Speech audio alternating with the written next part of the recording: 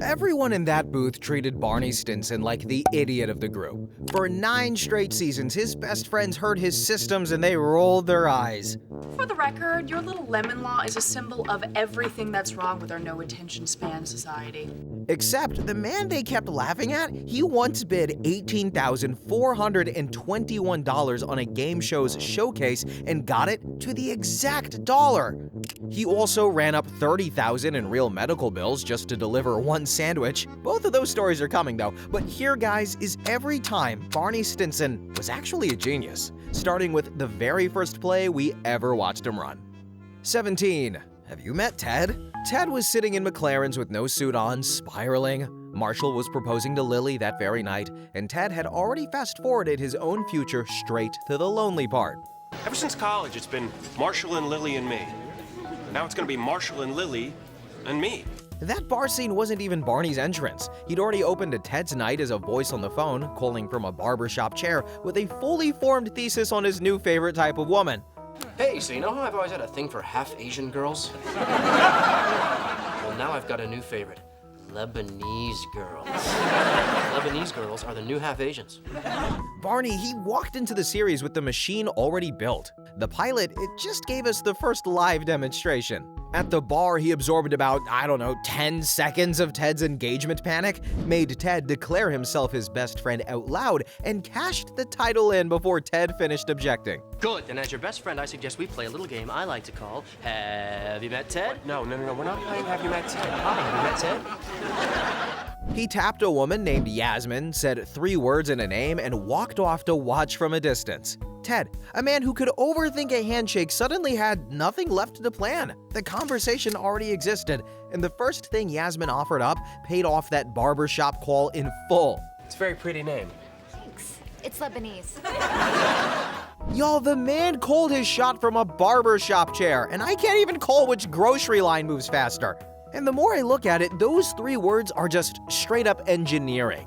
Ted never had to be open because the hardest sentence in any bar had already been said for him. From Yasmin's side, the whole thing arrived as a friend vouching for a guy worth meeting. And Barney carried 0 risk because if it died, he was just a man who had wandered away.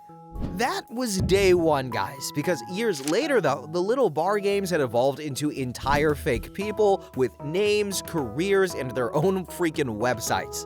Number 16. Lorenzo von Matterhorn, and the rest of the catalog. The episode starts with Barney fresh off the Robin breakup, which in his world counts as a full-scale tragedy. He grieved the only way he knew how. He announced to the whole bar that Barney Stinson was back on the market, then unveiled a giant leather book. The Playbook is what that was, every scam and fake identity he had ever run on the women of New York. The Lorenzo von Matterhorn needed basic web design and a fake name nobody on Earth could share. Before approaching anyone, though, Barney built the man an entire fake internet, a business article on the Hermit Billionaire, an Explorer Club newsletter about his airship trek to the North Pole, and a medical journal sob story sad enough to make doctors cry. Y'all, a fictional man now had a stronger paper trail than I do. Then he picked up a girl at McLaren's and made sure the name stuck. Shelley. Once again, I'm Lorenzo von Matterhorn. He walked away and let her phone do the rest. And by the time he circled back, the play had already closed itself. Hi, can I buy you a cup of coffee? Yes, please. Except the girl was Shelley, Lily's co-worker, the one Lily had spent 3 years saving for Ted. The night the setup finally happened, Shelley got to the bar an hour early and met a charming stranger. The name only came out afterwards when Lily cornered her at school. It's Lorenzo von Matterhorn. Shelley was inconsolable, and Barney's defense was that Lorenzo's airship wouldn't vanish in the Arctic for another week. Lily fact-checked the whole romance with her, and all lies except a 3rd-place laser tag finish that somehow turned out to be true. But 3 years of matchmaking gone in a night, all because Barney felt like a coffee date. And Lorenzo, that was 1 page. And the rest of the catalog, that flew by in quick cuts. I'm talking about spiked drinks pinned on Ted, Mrs. Stinsfire, the new sorority house mother, women at the Empire State Observation Deck hearing their guy wasn't coming, a genie costume that I refuse to explain, and 1 astronaut. But every play in that catalog left a Shelley behind it, and somebody at that booth kept the receipts. and now the playbook itself was about to become the weapon. Number 15, the scuba diver. So after the Lorenzo stunt torched her 3-year matchmaking project, Lily had officially had enough, and can you blame her? So she broke into the playbook, stole it, and gave Barney an ultimatum. Quit running games on innocent women, or the whole book goes up on the internet for the entire city to read. And Barney actually caved, y'all. No more scams, no more disguises, no more nonsense. Lily won. The book was in her hands, and the gang could finally relax. And so that lasted for about a day. Because that same night, Barney knocked on Ted's door in a full scuba suit, flippers included, and Ted just looked at him and deadpanned that apparently it was going to rain. Barney calmly announced that he'd be down at McLaren's running one last play, something called the scuba diver, and then waddled off without explaining a single thing. So Marshall went through the stolen playbook, page by page, and that's where it got weird. There was no play called the scuba diver anywhere in that book. Barney had ripped that page out in advance before Lily had ever gotten her hands on it, though. Down at the bar, Lily spent the evening telling a girl named Claire the whole saga, every scam in the book, every horror story, the full case against Barney Stinson. Then the gang marched Claire over to his table to demand answers, and Barney started some fake identity about being a Navy dolphin trainer, but stopped himself mid-sentence and pulled off the mask. And what came out instead sounded painfully real. The breakup with Robin was hurting way more than he had let on, and the playbook was just his way of not thinking about it. I can't do this. Robin, I am so sorry. And the gang melted. Robin admitted it was hard for her too. Lily told Claire that the real Barney was better than every fake Barney in that book. That he was funny, that he was one of her best friends. The same people who dragged Claire over there to warn her about him spent the next 2 minutes talking her into him, and she agreed to grab a coffee. Then the two of them walked out together. Then Lily's phone buzzed, though, looked under the table, and waiting under the table was an envelope with the missing page inside. The scuba diver written out step by step. Tell a friend all about the playbook. Run a play on one of her coworkers so she gets mad enough to steal it, announce one final play in a costume so ridiculous the group has to come ask about it, then drop the mask and open up about insecurities you don't actually have. Your friend vouches for you, the girl says yes to coffee. You son of a bitch. Okay, sorry, honesty, I spoke a little too soon. And read that second step again, because it's the part that genuinely scared me. Shelley, the girl from the Lorenzo play, was Lily's coworker. That was never a coincidence.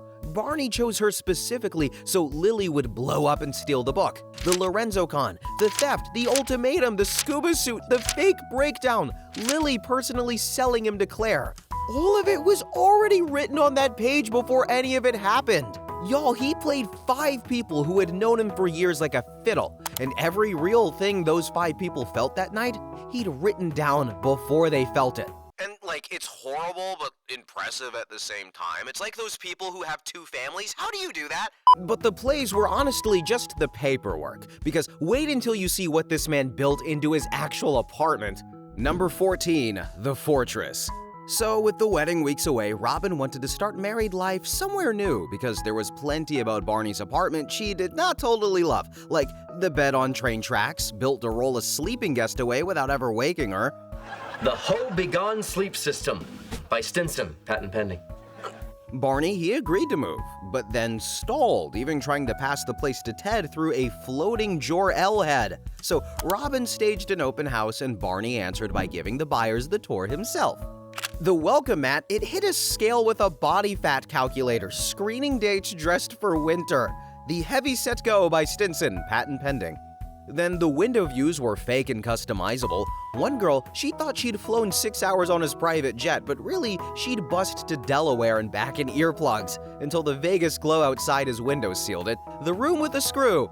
And I keep thinking about that woman still out there telling people about Vegas. Then for guests who lingered past sunrise, there was a shoot. The escape from Bitch Mountain, dummy tested.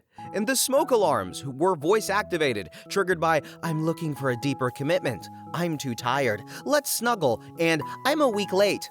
Then the buyers actually took it and the fortress was gone. So Barney worked it out through the Superman movies. The Fortress of Solitude existed so Superman could be alone, and he never wanted to be alone again. And he was giving it up for her. except Robin had already beaten him to it. If I ask you to change too many things about yourself, you're not going to be the man I fell in love with. Turns out I accept and appreciate even the grossest, creepiest, most sociopathic parts of you. The buyers had planned to gut it to the studs, so Robin threw them out. She kept every alarm though, chute and fake window, and she kept him. Unchanged. It was basically her writing her vows a few weeks early. But guys, the fortress had only worked on women already at his door. Getting them to that door in the first place, well, that was a whole other operation. Number 13, Dr. Barney Stinson. So by season 7, Barney was actually trying to go clean. 7 seasons. But Nora, she was the real thing. She was off to France on assignment, and Robin offered to help him shut down the old life before she got back. And that was how she found out it didn't need him. And it started with a knock at his door. Dr. Stinson, I saw your ad and I'm here for my free breast reduction consultation. Years earlier, Barney had filmed a pop-up ad playing a fake doctor, and it was still booking him appointments. He'd built a whole family of these things, and they had a name. Bimbo Delivery Systems. You see, over the years, I've launched a variety of elaborate systems that are always working to get me laid. The doctor scam did so well it spawned a second character, an attorney recruiting the woman it had fooled.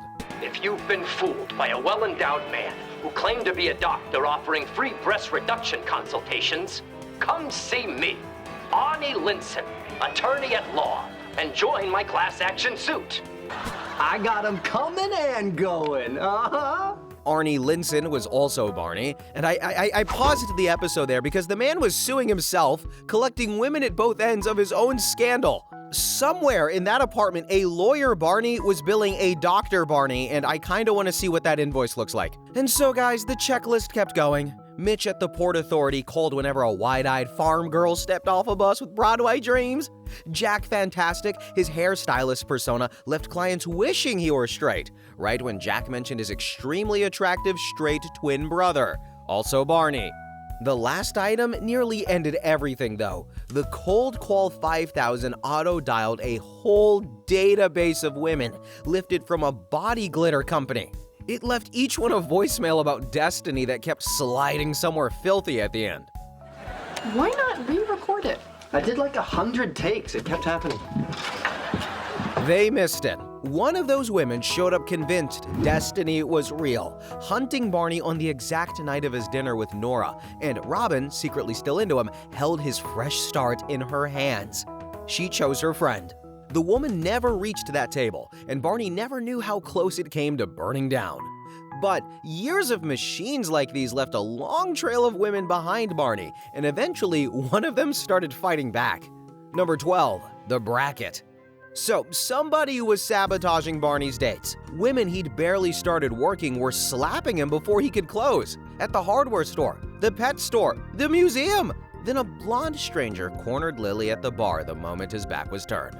That guy you're talking to, Barney Stinson, I know he seems charming, but he's just saying whatever it takes to get in your pants. Sleeping with Barney was the biggest mistake of my life.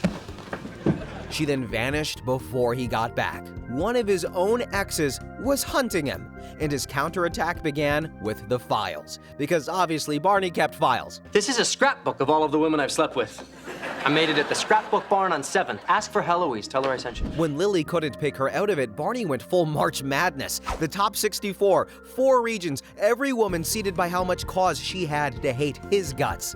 Last girl standing declared the saboteur. Lily, though, objected on behalf of women everywhere. Thank you, Lily. Oh, I'm not a woman, but thank you, Lily. And this came right up until the beers came out. And then the whole gang was screaming over matchups. Dead Wife's Kidney against George Posada argued like a playoff game. Down to the Sweet 16. And coming out of the Upper West Side, we have the number 3 seed, girl who thought I owned Google, up against the number 7 seed, girl who thought I was a scuba instructor. She got the bends. Yeah, she did. From there, they argued all the way down to a final 4. Meg, Anna, Kate, or Holly. And hunting all 4 cleared every one of them. So Robin baited a sting at McLaren's, and a blonde woman approached her right on cue. Except Barney didn't recognize her at all, and it rattled him into the one sincere apology of his life, aimed at a stranger he was sure he'd wronged and forgotten. Oh, Barney! Oh, I'm so proud of you. That's not her. I'm so sorry. What? So yeah, the one heartfelt apology of Barney's entire life, and he spent it on a stranger. The blonde, though, was Sally, Robin's friend from work. No connection to Barney at all. The real saboteur never got named in this episode, and future Ted only promised that Barney figured her out eventually. And honestly, that ending kinda got under my skin, but whatever. But the bracket actually worked! Every seed came back innocent, and the way I read it, the one woman he was actually hunting was never in that scrapbook to seed. He ran a perfect search of the wrong list. But, guys, the final four, they were hiding one more landmine. One name in Barney's records wasn't even his, and the man it actually belonged to had absolutely no idea. Number 11, Ted Mosby, architect. Barney once sold Ted a theory, and the pitch, it was simple. Women love architects. Lots of chicks think architects are hot. Think about it. You create something out of nothing. You're like God. There's nobody hotter than God. But Ted wasn't buying it, though. He had a girlfriend, and he swore the angle couldn't work on anyone, ever. And so the theory sat there, unclaimed. So Barney did the only logical thing and took the identity for himself. That night, Barney introduced himself to a girl named Anna as Ted Mosby, an architect, and committed completely, guys. He ran Ted's material, the speech about seeing the sunrise over your first building, lines the real Ted had used hours earlier. And he galloped with Anna in front of a club, and Marshall tried to reel him back in. I mean, this isn't you, Ted. It is tonight. The gang caught up with him in Anna's apartment, where he proudly gave the tour here and here and here, then the exit. He had a ghost form letter ready, a whole backstory about materializing among the living once a decade, and he addressed it to Resident, since her name escaped him, and signed it on autopilot. Barney. Who the hell is Barney? And that should have been the whole story. One borrowed name, one night, one confused woman. Except Anna built Ted Mosby is a jerk.com. And a season later, future Ted put a number on it. And that little website went on to get 400,000 hits. Thanks, Barney. 400,000 hits, and I promise not one of those people ever met the actual Ted. And the detail that gets me is why he borrowed the name at all. His own had picked up bad press online. The upside stayed with Barney, and the bad press moved to the one Ted Mosby who actually existed. But one fake identity for one night was small time still. But at some point, this man bet he could go 7 for 7. Number 10, the perfect week. So Barney's job was already on the chopping block that week. A big merger at GNB had gone sideways. Barney was wearing the blame, and a meeting on Friday would decide whether he stayed employed at all. And he told nobody. Instead, he walked into McLaren's and announced a challenge. 7 nights, 7 women, 0 rejections. And he coped with the pressure the only way he could, narrating the whole week to an imaginary Jim Nance like an athlete mid-perfect game. The perfect week. 7 nights, 7 girls, 0 rejections. Incredible. And the first 4 nights went down clean with the whole gang watching from the booth. Then on night 5, Marshall let the secret out. Barney was about to get fired and had said nothing to any of them. Lily wanted to sit him down about it, and Ted blocked her, unwilling to distract the man in the middle of his streak. But by night 6, Lily cracked anyway, called the challenge a cry for help to his face, and told him to grow up. Barney, well, he grabbed his jacket, walked out, still 6 for 6. But then night 7 nearly collapsed the whole damn thing. Lily declared there was no such thing as a jinx. And then moments later, Nick Swisher of the world champion New York Yankees sat down next to Barney's target. Barney's own approach, well, it died on the spot. So the gang ran interference. Lily faked a twisted ankle to pull the girl away, and Ted marched at a professional athlete armed with nothing but a toothbrush story. Hey, Nick Swisher! This guy and his wife share a toothbrush. That's weird, right? Actually, I think it's kind of sweet.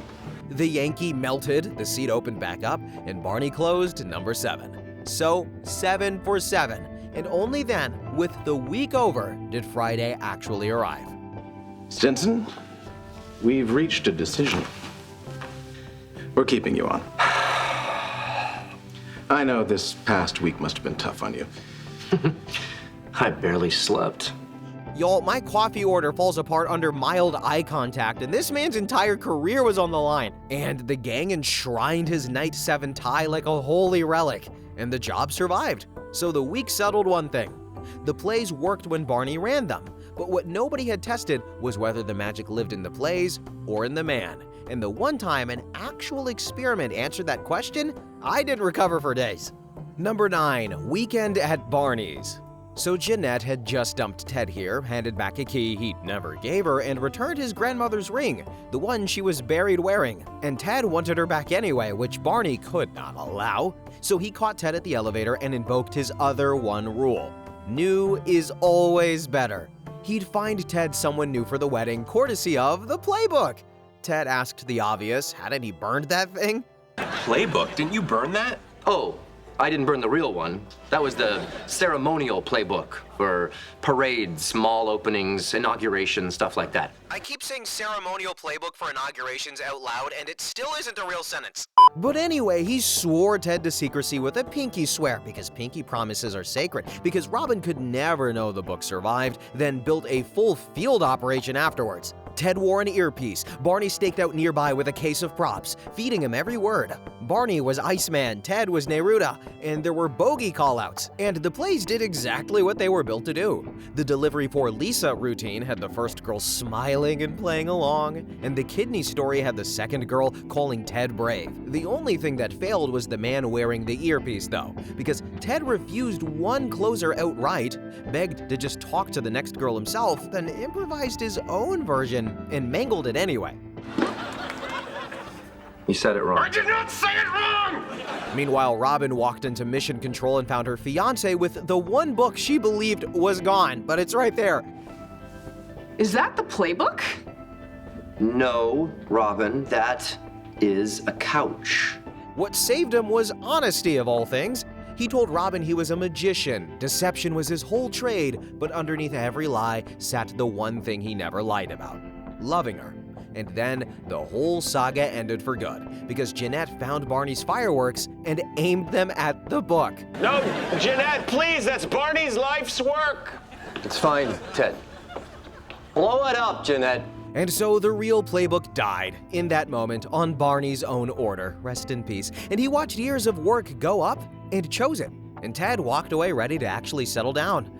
So fine, maybe it was the scripts all along, except wait until you see what happened when they took away every prop the man had. Number 8, Platoonish. So the gang was done with the costumes and the fake websites, and someone finally read the fine print on the Barney legend. Every challenge he ever accepted was one he'd invented. So they demanded he take somebody else's for once. Challenge accept. Wait, what's the challenge? So they designed the terms to be freaking impossible. Get a girl's number while talking like a dolphin. And he came back with a real one.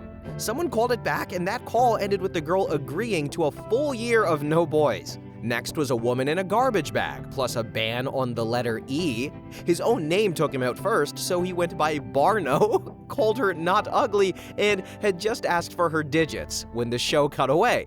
Her name was Elaine Edelstein. Her name had 5 E's in it, so I'm convinced the universe wanted in on the game. But the redhead across the bar got Ryan Gosling's personal assistant, a shy movie star who'd supposedly spotted her, and orders to wait. She spent the night threatening to kill anyone who got close, and when Ryan finally showed, it was Barney, claiming plastic surgery for a role as a man much more handsome than himself. And the gang conceded that he'd won. Win? No, I don't want to win. I want to keep playing. More challenges. He meant it as a policy. Once I've accepted a challenge, it cannot be unaccepted. I will not rest until the job is done. Oh, is that so? Then where are our diapers and samosas? Aha! The diapers were the last challenge, and it sounded like a plane errand, a pharmacy run plus a samosa from the Indian place, until the claws dropped while picking up a girl. It was the only one here that didn't end in a number, because the woman caught him calling her a target and told him what she saw instead. I think you were in love and you messed it up. And every moment of your life since then has been spent trying to stay busy enough to ignore that fact. And that's how Barney met your mother. The scene never even gave the woman a name, guys. The show just dropped the confirmation and moved on. But every mark that night was a stranger. No props, no websites, pure skill. And then he aimed all of it on his own best friend. Number 7. Unfinished. So G&B wanted Ted to design their new Manhattan headquarters, and Ted, said no. You see, that company had scrapped this exact project under him once. It broke his heart, and he had a quiet, happy teaching life that he liked better now. Barney took the rejection with zero pushback, which was the first bad sign because an hour earlier, Marshall had heard this. So, you still think Ted's gonna take the job? Please. I'll get the yes. Barney Stinson always gets the yes. Ted knew that sentence. It was the exact line Barney used when he was closing in on a girl. And by that evening, the playbook came out. Barney ignored him all night, then dropped a backhanded compliment about his hairstyle, and Ted had watched those moves land on strangers for years. Robin listed the rest. The brag dressed up as a complaint. Man, every time I take out my business card and women see the G&B logo, they throw themselves at me. I miss the chase. It sucks. The intense eye contact over an offer to spill jalapeno poppers, the sudden physical contact that derailed Ted mid-sentence about cream cheese, a little toy airplane that supposedly represented the spirit of adventure. And when none of it closed him, Barney claimed G&B had hired another architect, with Marshall backing the lie as his wingman. Ted panicked almost immediately and offered to design the tower for half the price, and that was when Marshall cracked and the whole con collapsed. Look, I can't do business with people who lie to me. We only lied to you to make you realize that you want this job. No, I don't. I mean, I know I said I did, but that's only because I fell for the same creepy pickup artist voodoo of yours that countless women 236 before me fell for. Wow, respect. He had 236 ready faster than I can remember my own pin, okay? Those 4 numbers are hard to remember. Even then, Ted said no again, however, and it held until he caught himself lecturing his class about unfinished buildings. He walked back into that office with the yes on one condition. Barney's golden rule was no dinner before the yes, and Ted made him break it. Dinner first, signature after. 7 moves and 1 full con, and the man who could name every trick as it happened still signed. That was Barney wanting something from a friend, though. But a friend who embarrassed him got something far worse. Check this out. Number 6, the exploding meatball sub. 1 marinara stain. That was the entire inciting incident here. A single drop of sauce on Barney's tie in the G&B commissionary on Meatball Sub Day. Hey, buddy. I think you got a tiny little bit of marinara sauce on your tie there.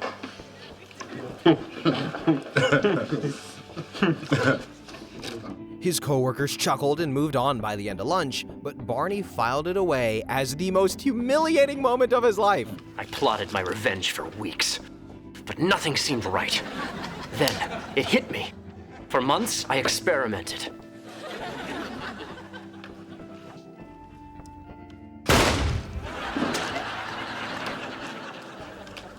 More marinara sauce.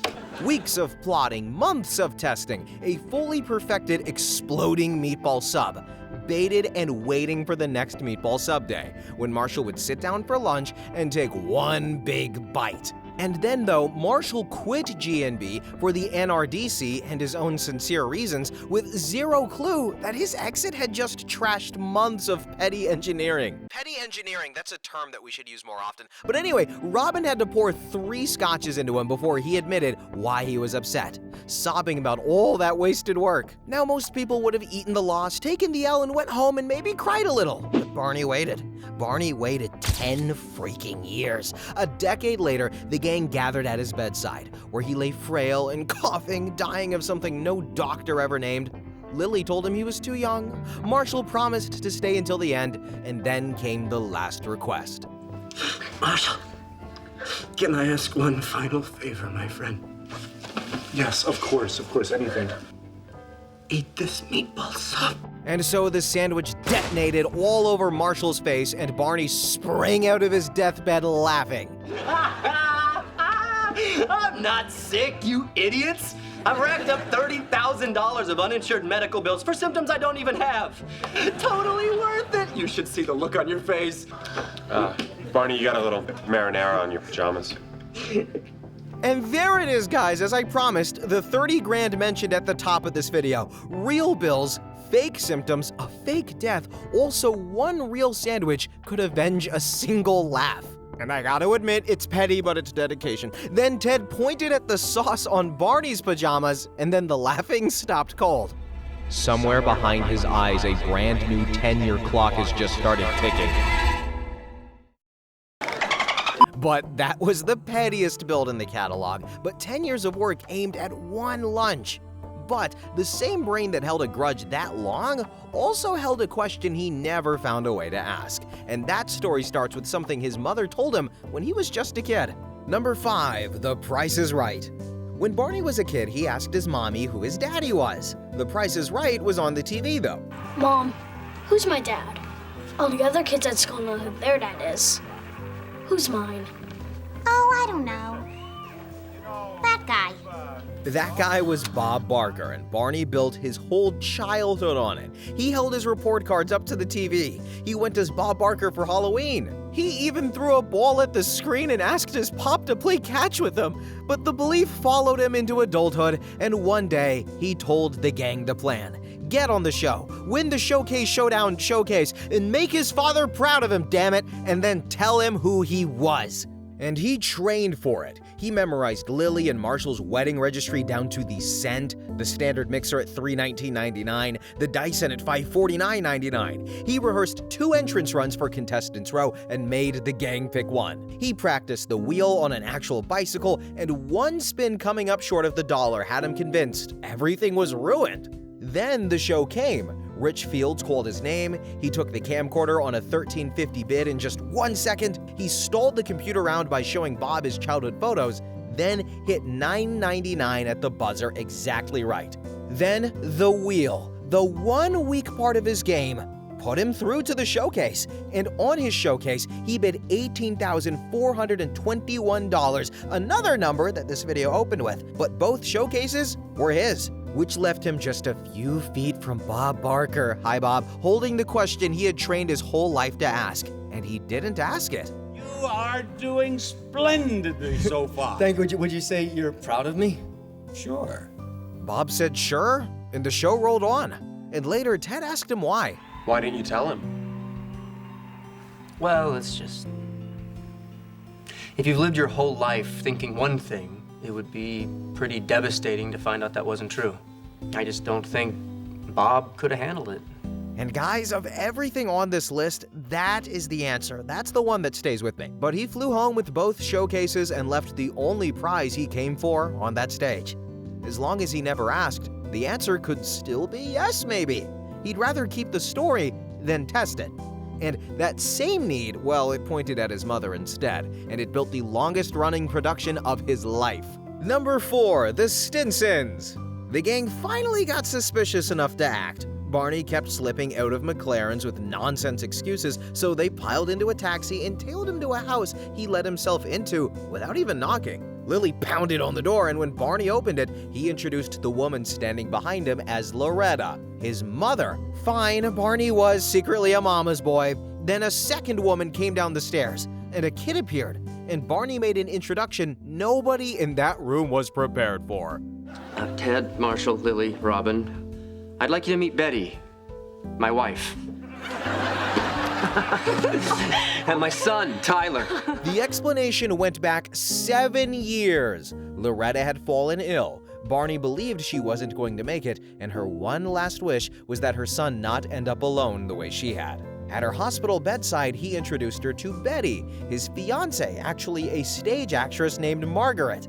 Then his mother recovered, and instead of retiring the character, Barney kept the production running. The son took more work, though. Barney borrowed neighbors' babies for a while, survived one Christmas with a flour bag and a Chucky mask, then finally held a real audition.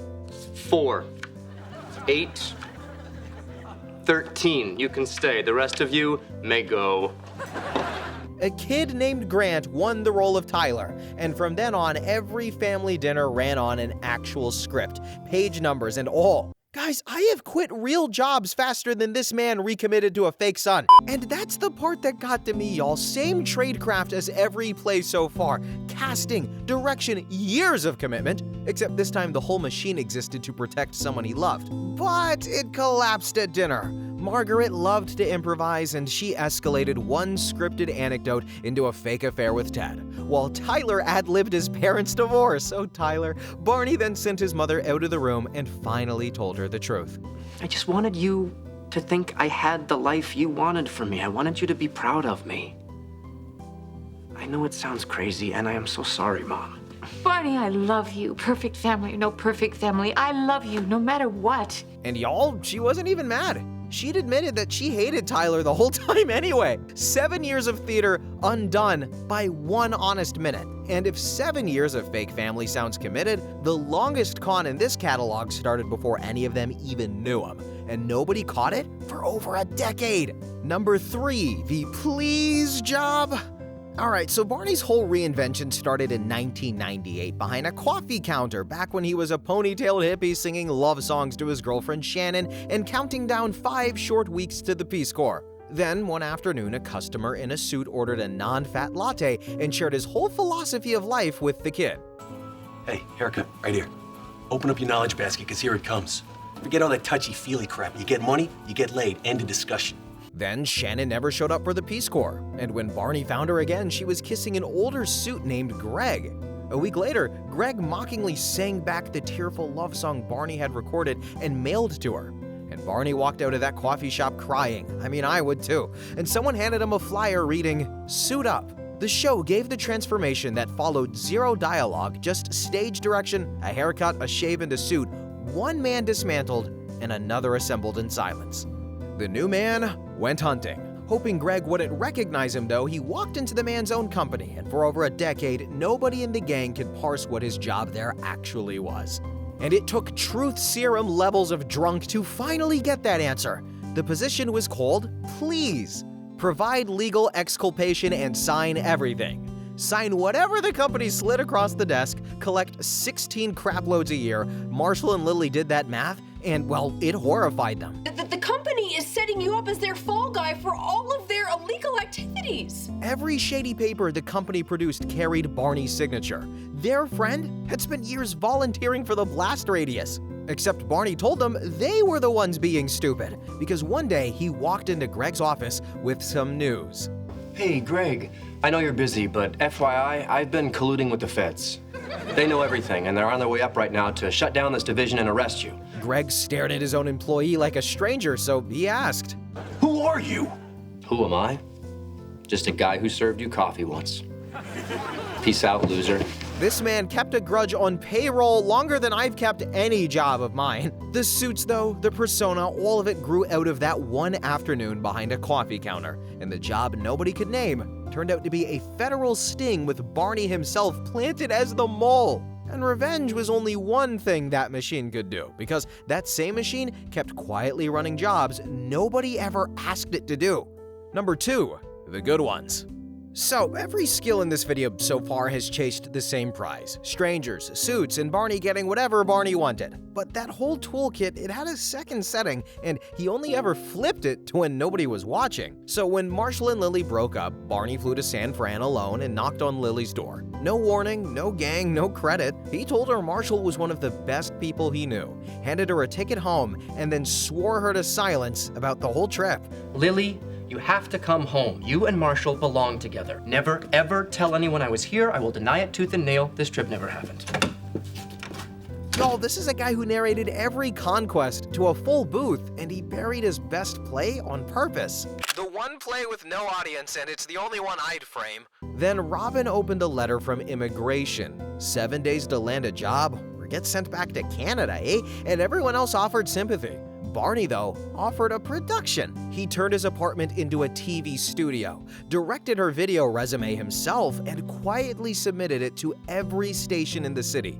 Channel 8 loved it, but wanted her to audition, and he refused on her behalf. I told him no. Robin Scherbatsky doesn't audition. Then Channel 12 came back with a morning talk show and no audition. And after he brushed off their first offer too, a 10% raise! Robin kept her whole life in New York because Barney gambled her future on the idea that she was worth betting on.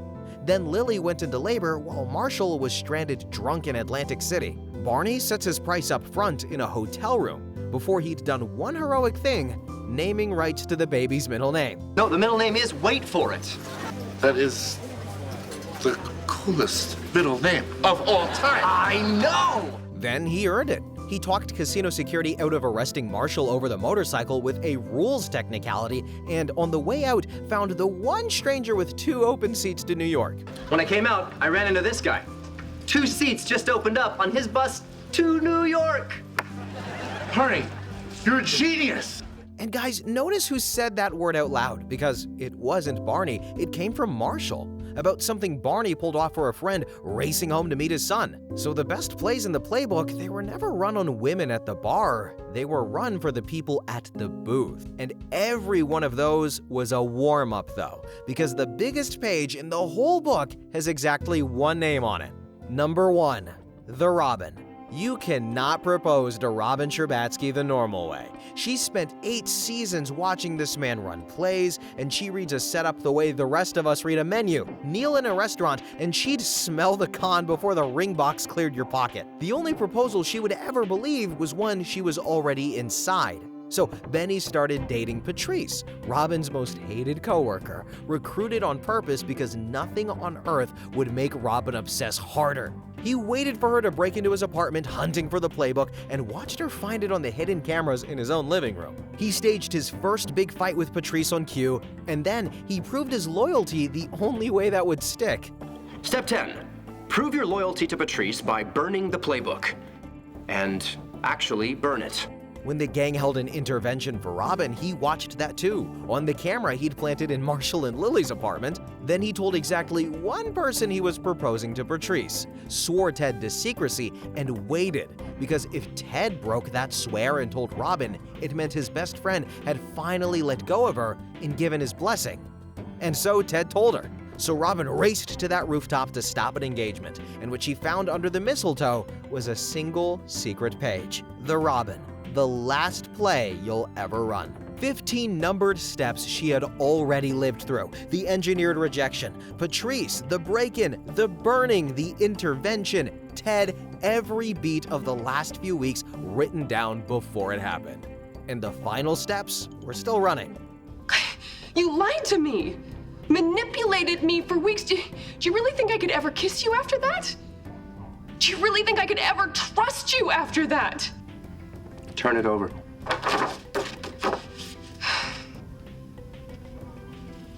Robin Scherbatsky, will you marry me? I'll be honest, my biggest romantic gesture is remembering an anniversary, and this man scheduled a broken rib into step 6. Ouch! By their wedding weekend, though, Robin had banned surprises outright, and Barney took the deal.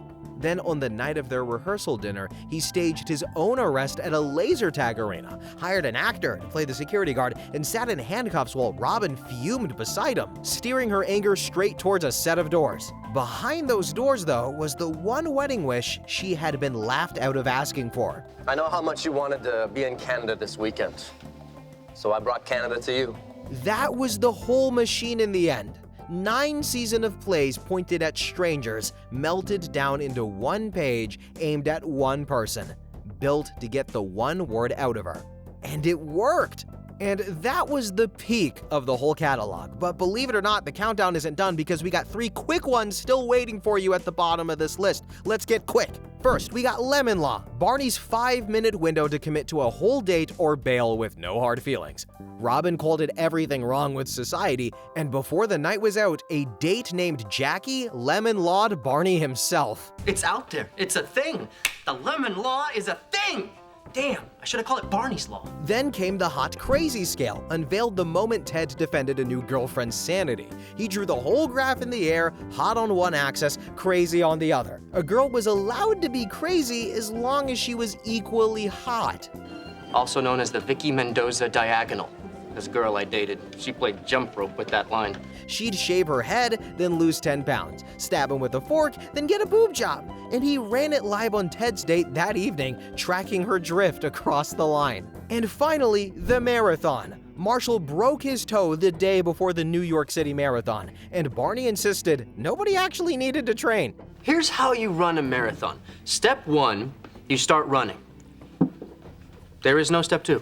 So Marshall bet him $50 he wouldn't even finish, racing under Marshall's number. And Barney finished, with chip time so clean, the gang went to the course convinced he was cheating. And he wasn't. Then his legs quit completely on the subway. He rode the 6 train end to end, physically unable to stand. And Ted had to rescue him at 86th Street, validated and deflated in this same afternoon. But man, 26 miles on 0 training and a subway seat, that's what took him out. And guys, well, that's the file on Barney Stinson.